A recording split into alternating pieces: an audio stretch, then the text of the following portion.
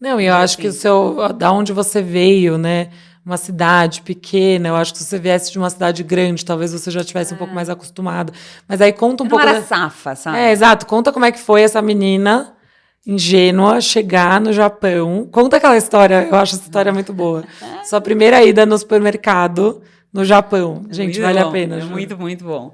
Porque assim, eu cheguei no Japão numa sexta-feira. E aí eu cheguei, a agência ficava fechada no sábado e no domingo. Não tinha internet. E aí eu cheguei para falar com meus pais, por exemplo, ligar no chat, eu não sabia ainda. Você tinha que ir no orelhão. Sim. Então a mulher falou, não falava inglês. Me pegou o cartão, me deu, assim, era tudo assim que eu entendi, mostrou os numerinhos e eu entendi que aquilo era o cartão para ir no negócio avisar minha família que eu tinha chegado. Gente, imagina o desespero da família. E eu sozinha no apartamento. Me botaram num apartamentinho. Depois eu morei com brasileiras, que foi bem legal. Bem melhor, né? Bem melhor. Aí, ela foi embora, sexta-feira. Mas a agência manda você sem ninguém ir junto. Sem ninguém junto, sem ninguém. Caramba. Tinha mães que iam até com... Tipo, mas minha mãe, imagina, minha mãe trabalhava e tal. Eu queria ir, eles apoiaram. E eu tava super empolgada com isso. Eu quis ir sozinha. Mas eu sabia que ia ser um super desafio. Mas uma menina ingênua, porém corajosa, você, né? Eu era muito corajosa. Muito. Isso Bem eu era. corajosa. Até hoje eu não sei como que eu fiz isso. Como que eu fui para por lá. exemplo, não faria. Aí, sozinha no quarto, sexta-feira à noite. E aí, sábado e domingo, agência fechada. Eu falei, bom, preciso avisar minha família que eu cheguei.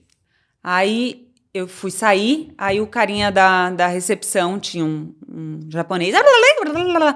E aí, eu tentando falar um pouco de inglês. Era English, no English. Meu Deus. Aí, eu falei, tá. Aí ele apontou e tinha um horário que ele saía e precisava de um código para entrar no apartamento. Eu falei, cara, eu não posso sair, porque eu jamais vou conseguir entrar de novo no apartamento. Eu tenho que sair enquanto ele tá lá. Saí, fui tentar no orelhão, não conseguiu. Resumindo, eu fui falar com meus pais, só que eu tinha chegado no domingo à noite. Gente, se eu fosse sua mãe, eu já estaria no Japão. Eu cheguei na sexta, tá? Desesperada. Depois de 24 horas viajando. Aí eu cheguei na sexta, fui conseguir avisar que eu cheguei no domingo à noite. Mas beleza, eu precisava comer. Eu tinha aquelas sopinhas... Sabe, sopinha instantânea? Tinha levado um monte daquilo. Eu comia aquilo o final de semana inteiro. Aí, uma das vezes que eu perguntava de mercado, eles não falavam. Eu achei daqueles... loja de conveniência, sabe? Que tem posto aqui. Lá tinha em qualquer lugar. Aí, eu fui na loja de conveniência, não reconhecia nada. Não tinha muito produto, assim... que eu conhecia...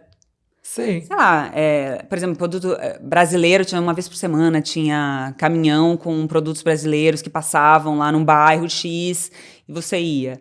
O resto era tudo japonês. E numa de conveniência, eu lembro que tinha muito sushi, muito daquelas coisinhas de alga e tal. Aí, beleza, eu lá procurando, não gostava de nada, aí eu achei um pudim. É muito bom. Aí eu falei assim, pudim. Aí peguei o pudim e aí eu olhei um suco... que parecia ser de maçã verde, mas estava toda escrita em japonês, não tinha nada em inglês. Aí eu falei assim, beleza, vou levar esse pudim, vou comer com a minha sopinha, então eu tenho a sopa, como de sobremesa o pudim e aí eu tenho um suco de maçã verde o final de semana inteiro, tô ótima. Comi minha sopinha, fui provar o pudim. Escutem. Era de peixe. Gente, sério, imagina. Era um pudim. Eu só fico me arrepio. Mas aí eu chorava, porque aquele pudim de peixe não era... Esse não era o problema, entendeu? O problema era todo o resto, a solidão que eu tava, sozinha, no outro lado do mundo, não podia sair, tinha medo, não conseguia entrar, não conseguia falar com a família, mas eu chorava. Não conseguia se comunicar com ninguém. Eu lembro que eu botei a colher e eu chorava. Gente, Deus marcou do céu. você o pudim. Marcou o pudim. Eu lembro da sensação... Deu comendo e aquele amargo, parece que queria uma... E mesmo assim você não desistiu, né? Aqui, menina? Você não desistiu. Jamais. Que doideira isso. Aí, o tal do suco era suco verde, que hoje eu adoro. Na época, quando eu provei aquilo, eu tipo esperava... Alface. Era tipo alface. Couve. Aí eu falei, nossa, o que eu tô fazendo aqui? O que eu tô fazendo aqui? E aí, mas enfim... Uma de muitas coisas, assim, e principalmente culturais, né? Porque eu cheguei já dando beijo lá nas japonesas, né? Mas enfim. Mas aí trabalhei super bem no Japão, foi super bem a primeira vez, mas trabalhei assim, não queriam me deixar voltar, eu me encontrei. Aí eu voltei feliz da vida, foi ótimo. Você ficou com uns 6 meses? Eu fiquei 3 meses. 3 meses. 3 meses, voltei porque era Natal para voltar em janeiro. E aí que começou a questão, porque a questão toda do distúrbio. Porque eu fui morar lá com uma menina e ela deveria ter alguma coisa, mas eu entrei na noia dela. Ela era a pessoa que tudo que ela comia... Será que eu vou engordar? Aí ela pegava uma cenoura, botava assim, ai, você acha que eu vou engordar? Mas fala pra mim, fala, por favor, eu vou engordar se comer cenoura? Mas, assim, eu podia ter comido 1/3 da cenoura, eu comia a cenoura inteira. Você acha que eu vou engordar? Que desespero, gente. E aí eu, tipo, não, claro, no início. Por isso que eu falo que esses comportamentos, aquela coisa entra na sua cabeça sem você perceber. Eu peguei aquilo dela. Então, isso é uma curiosidade minha. Você acha que é uma coisa Tenho certeza. Que a companhia pode influenciar? Pode. Cara, se você estiver suscetível claro, a isso, se estiver vulnerável. Se estiver vulnerável. Eu estava num momento que eu já contei. Eu estava tentando... Peraí, se tem uma menina que ela já era modelo há muito tempo e ela estava me mostrando, não pode engordar, tem que emagrecer, eu sabia que... Tanto que quando eu fui pro Japão me falaram, tenta voltar mais magra, você vai chegar bem no período no Fashion Week aqui. Então, a gente já te encaixa um monte de desfile. Então, eu sabia que eu precisava emagrecer por causa dos tais 90 de quadril. Entendi. Eu precisava chegar nos 88. 2 centímetros fazem tanta diferença assim. Aí, eu comecei a entrar na noia dela. Sem perceber, gente. É muito sutil, entendeu? Eu convivia muito com ela, morei 3 meses. Mas ela tinha, de fato, um distúrbio ou era só uma... Porque, assim... Não sei. Hoje em dia, eu nunca sei o que... Porque eu acho que muitas pessoas têm isso sem ser, de fato, um distúrbio alimentar, né? Do tipo, de se incomodar quando come alguma coisa, quando extrapola, que não tem uma relação muito saudável com a comida, mas não chega a ser um distúrbio alimentar. Eu acho... Ou chega, é isso que tá o negócio. Eu não sei qual é o limite de onde você pode chegar com essa coisa do incômodo na hora de comer, sabe? É punk o negócio. Porque é uma linha muito tênue, né? De repente, você já estava se vendo com distúrbio, e sem saber. Mas não ela com certeza, ela tinha uma coisa de distorção de imagem, né? Porque ela se achava gorda. E eu olhava e eu falava, nossa, ela tá ótima. Só que isso começou a me afetar. Se eu achava que ela tava ótima, e ela falava que ela falava que ela tava gorda, eu comecei... Gente, isso, né? Depois de... Isso dia após dia, milhões de coisas, vulnerável, eu comecei a achar que a referência realmente era a magreza. Só que aí eu comecei a emagrecer, porque eu comecei a entrar na noia. Mas aí, só pra gente ter uma base, você tem 1,78 de altura. Nessa época que você começou, que você ainda não tava, que você não tinha começado a emagrecer ainda, você pesava quanto? Eu funcionava super bem com, tipo, 53. Gente, que é muito magra. Super bem. Mas, então, Fran, você tem noção? Quando eu fui pro Japão, eu devia estar com 56. Na minha época... Que é muito magra também. Na minha época lá, do concurso de beleza lá no Sul, eu devia estar com 56. Sabe gente, assim? Que é, assim, muito magra. Eu voltei do Japão... É mais Japão, que 20 quilos abaixo do que a altura. É muita coisa. Eu voltei do Japão com 45. É surreal, gente. Surreal. Eu voltei com 45 e eu não me achava magra. E eu já vi foto dela nessa época. Cara, até me arrepia, Porque o que aconteceu... Você olhava no espelho e não se achava magra. Eu achava magra. Eu achava que eu tava legal pros desfiles. Eu percebi que eu tinha emagrecido um pouco, mas eu achava que tava legal. Só que eu fui emagrecendo. E aí a minha percepção do corpo não acompanhou. Então eu emagreci, eu cheguei a 46, comecei a perder trabalho. E aí quando me falavam que eu tava magra... Mas quando você chegou com 46, eles falaram que você tava bem? Então, calma.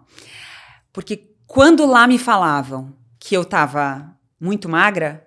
não tá trabalhando e tal. Eu falava, nossa, no Brasil vai ser ótimo, eles vão ficar muito felizes. Eu vou chegar lá e vou fazer todos os desfiles do Fashion Week. Era assim. Eu achando que, tipo, porque no Japão, aqui o perfil é diferente. Essa não é a minha meta era lá. Eram os desfiles lá de São Paulo. Então eu falava, não, eu tô ótima. E aí eu passei a morar sozinha de novo lá, e aí eu fui indo cada vez mais pro limite. Então eu vou falar limite. Eu passava dias... Isso foi uma época, deixando bem claro, foi uma época que eu tive anorexia. É importante falar para as pessoas entenderem. Eu tive anorexia. Com distorção de imagem, eu não me percebia magra. E anorexia é uma vontade vontade não, né? Uma necessidade de você emagrecer. E você... Tudo que você olha tá em função de se engorda, se não engorda, você perde a noção do seu corpo, então cada vez você quer fazer mais e você entra nisso e não importa o que falem pra você. Então, eu cheguei numa fase que eu comia lá no Japão, por exemplo, num dia eu pegava um kiwi e dividia em 4. E aí, cada refeição era um quarto do kiwi. Gente, é surreal. Só que aí, a sensação é que você não vai aguentando mais comer muito, né? Então, qualquer coisa que você come a mais daquilo... E eu cheguei também na nóia da cenoura. Eu comia, tipo, vou comer um quarto da cenoura. Como que para em pé? Aí eu comia aqueles coisinhos de tofu. E a minha refeição era um negocinho desse tamanho de tofu. Mas o kiwi era básico, assim, maçã também. Maçã dividia em 5, e cada uma era uma refeição. Comer uma maçã inteira era tipo... Imagina. Gente, que surreal. Imagina. Surreal. E eu não percebia. Mas a sua amiga percebia ou não? Não é que eu ia para jantares, e aí eu tava só trabalhando, indo para casa, trabalhando, teste, trabalhando. Não tinha muito uma vida muito social, assim, que eu, sabe? Que às vezes você começa a ter mais referências, vai num jantar, sim, né? Não, eu ficava muito em casa, eu ficava muito sozinha, lia muito. Mas aí você, nessa época, você teve depressão junto ou não? Não, eu tava ótima. Tava super feliz. feliz. Ótima, achando que finalmente eu tava no que tinham esperado de mim. Entendi. É isso, feliz da vida. E essa é todo o X da questão. Porque eu tinha certeza que eu ia chegar em São Paulo e finalmente eu ia ser a pessoa que queriam que eu fosse. Uhum. E finalmente ia funcionar, finalmente eu ia trabalhar e pum, explodiu, vou fazer 15 desfiles no São Paulo Fashion Week. Eu cheguei em São Paulo achando que eu estava abalando. E eles me mandaram pra casa pra engordar. Não, gente, surreal. Cara. Surreal. Fran, você tá muito magra, você vai ter que engordar uns 3 quilos. Vai pro sul, engorda e volta. Não é possível. Não é possível. Eu nem fiz os testes, me mandaram lá pro sul pra engordar. Só que assim, eu tava comendo Um kiwi, um kiwi por dia. Mas quando você chegou no sul, como foi a reação dos seus pais? Meu pai ficou muito chocado. Meu pai é médico, me mandou direto no endócrino, fazer todos os exames para ver se eu tava com anemia. E eu achava que, tipo, eu tava bem. Eu não via. Eu falava, tô ótima. E aí eu fui e na época não se falava tanto, né, também de distúrbios, etc. Não sabia muito o que era, né? Seu pai cogitou que você estava com isso ou não? Você disfarçava? Como é que você fazia para ele não perceber? Eu acho que meu pai... Não, eu tava feliz. Eu sei, bem. Mas na hora de, por exemplo, sentar depressão. Na mesa com eles. Eu comia só salada. Eu comia gelatina. Comia, sabe? E aí falaram que eu tinha... Que o objetivo era engordar. Eu comecei a, por exemplo, comer um pedacinho de carne junto... sabe, comer uma colher de arroz junto no... Aumentei um pouco, eu tentei aumentar. Só que nessa de aumentar, eu perdi completamente a noção. Foi ali que eu me ferrei. Nessa de aumentar, eu comecei a comer e aquilo começou a confundir minha cabeça, porque ali que eu comecei a bulimia.